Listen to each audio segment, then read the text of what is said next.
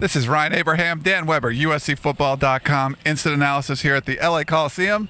Spring practice number 12 for the USC Trojans and the fourth scrimmage, I guess you could say, of USC spring football. Next week will be the big spring scrimmage where everyone can come out and watch. No one else was here but the media and stuff, but it was actually a really good day for the offense, Dan, overall. Yeah, and a bigger day than we thought. The original planning was, 40-some plays, maybe not do a whole lot, get ready for next week. The numbers are down.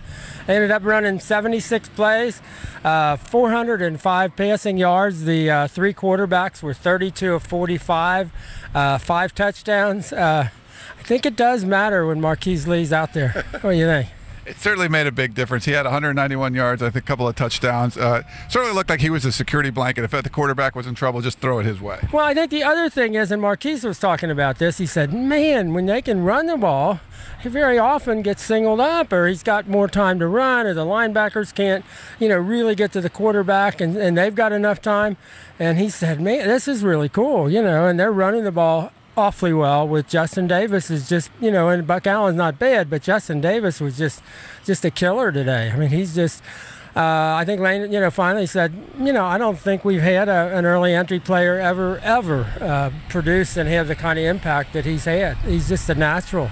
I think it was 116 yards for Justin Davis, and Lane Kiffin talked about he could. They said, could he be the backup to Silas Red? He said he could even be the starter. Right. He had 17 carries, 2 touchdowns, and he just, you give him a little bit, he'll break it. And the thing is, he's not like Lane said. We look for the. I thought it was an interesting comment on the kind of tailbacks. He said we're not looking for the 4-4 guys. We're looking for kind of the Denver Bronco type, possession carriers with really good instincts. And he said, Justin is just. He said he thinks Justin has adjusted so well that even if Silas Red wouldn't have been out, if DJ Morgan, who's expected back Tuesday, got a little arthritis in his knee, said if they were there, he still thinks Justin would have shown up like this, just the way he said he's just a natural.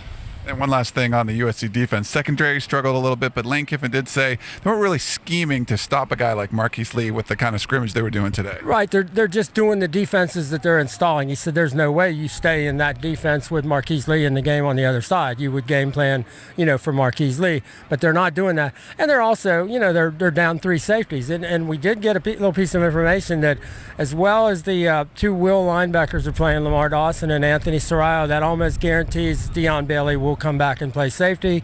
You got Sua Cravens and Gerald Bowman. So you have the 3 safeties that weren't there today. So basically, as Lane said, that's going to be one of our really deep positions. What that will also do is probably, and Lane admitted this today, Josh Shaw back to corner. And as Lane said, we've talked about it today. So we didn't want to do it in the spring, but that's probably going to happen.